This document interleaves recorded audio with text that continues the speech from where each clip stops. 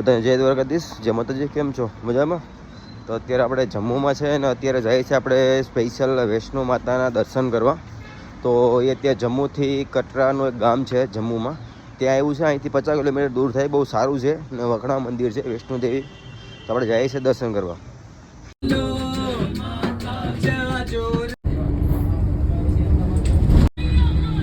બધાને જય માતાજી, જય દ્વારકાધીશ. તો અત્યારે આપણે આવી ગયા છે કટરા વૈષ્ણો માતાના દર્શન કરવા માટે. તો એ જમ્મુથી કટરા એક નાનું ગામ છે, તે 50 થી 40 કિલોમીટર જેવું થાય. તો આપણે અત્યારે બસમાં આવ્યા ને કટરામાં માતાજીએ દર્શન કરવા આવો એના પહેલાં આ કાર્ડ લેવું ફરજિયાત છે. આ જે પહાડ છે એની ઉપર માતાજીનું મંદિર છે. લગભગ 15 થી 20 કિલોમીટર આપણે ચાલવું પડે. તો અત્યારે આપણે અહીંથી હાલીને જઈશું. તો બધાને આખો બ્લોગ બતાવીશું. તો આપણે આવી રીતના ઉપર હાલીને જવાનું છે.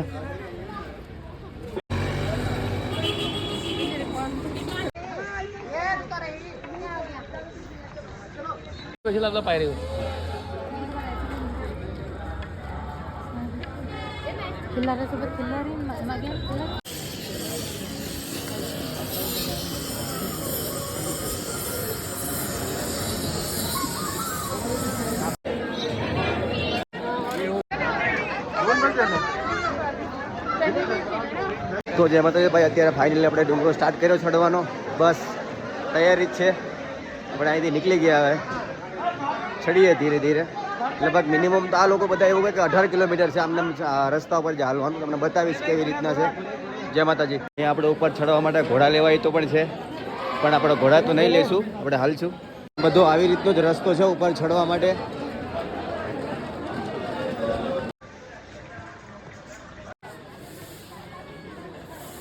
ભાઈ, આ કુંડમાં એવું માનવામાં આવે છે કે અહીં સ્નાન કરીને પછી ઉપર ચડવાનું. તો પહેલાં આપણે અહીંયા સ્નાન કરશું.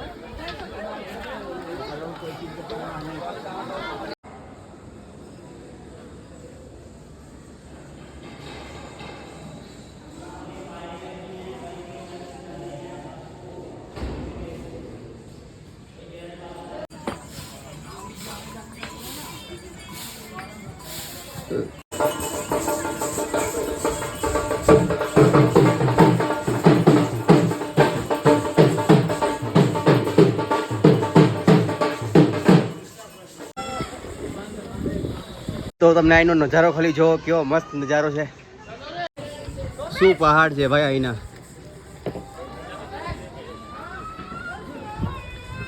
આપકા ભાઈ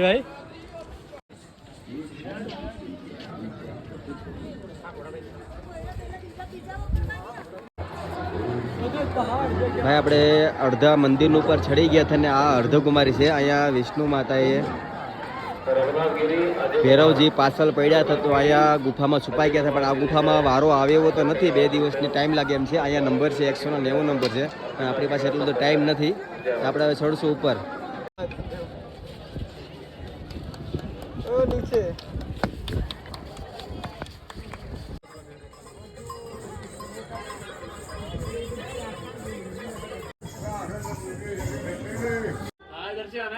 टिकट इधर से ले सकते हो, तुम ले लो.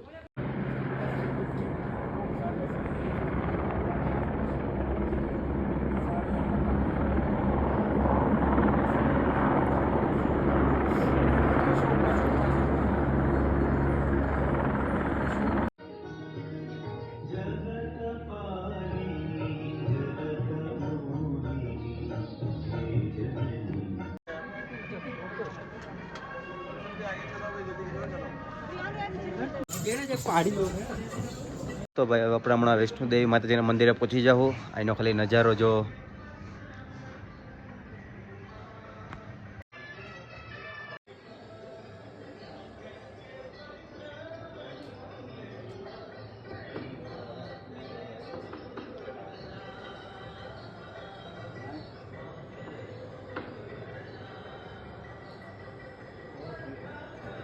તો જે મતે બધાને ભાઈ, તો અત્યારે ફાઇનલી આપણે વૈષ્ણો માતાના મંદિરે નીચે આવી ગયા છે 18 કિલોમીટર ચાલીને.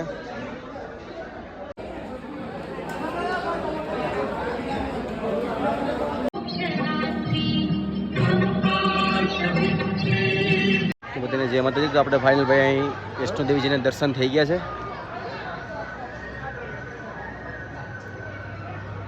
હવે આપણે અહીંથી જવાનું છે ભૈરવનાથની ત્યાં દર્શન કરશું આપણે.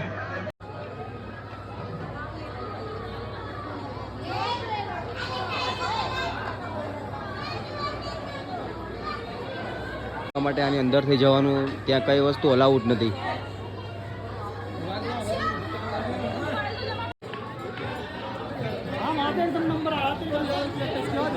એનું કહેવાનું એવું છે કે આપણે માતાજીને દર્શન કરીએ એ પછી આપણે ભૈરવનાથ છે મંદિર, ત્યાં આપણે દર્શન કરશું ત્યારે બધા દર્શન થાય, ત્યાં સુધી દર્શન ન થાય.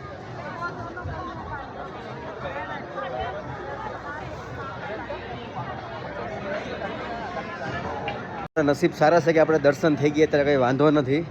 અત્યારે વાગ્યા 5 વાગી ગયા છે ને ત્યાં હજી આપણે ઉપર જવાનું છે ભૈરવનાથ, ત્યાં આપણે દર્શન કરશું.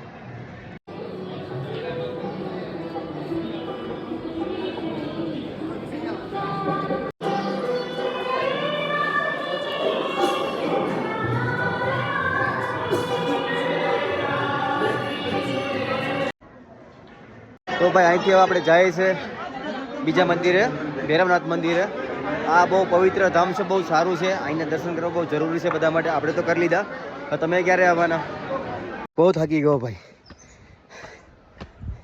અહીંયા રોપિયા પણ છે, પણ આપણે તો હાલીને જાય મજા આપણે, બટ આપણે એકલા જ છે અહીંયા. બતાવું હમણાં રોપે કેવું માતાજીનું મંદિર છે પહાડી વિસ્તારમાં. ના, આનાથી ઓછું મંદિર છે ભૈરવનાથ. અહીંયા માતાજીએ દર્શન કરો પછી ત્યાં ફરજિયાત દર્શન કરવા છે.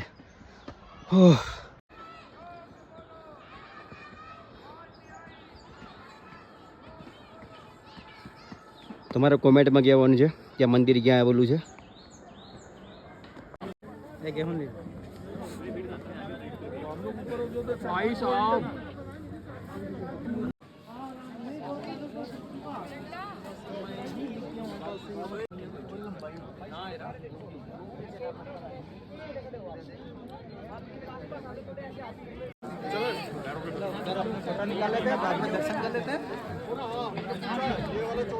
તો ફાઇનલી ભાઈ આપણે બે મંદિરના દર્શન થઈ ગયા છે ને આપણે હવે નીચે ઉતરવાનું છે.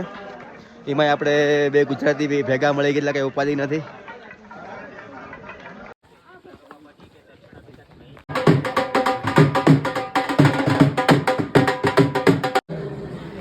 તો ભાઈ આપણે અત્યારે આવી ગયા છે પ્રસાદી લેવા.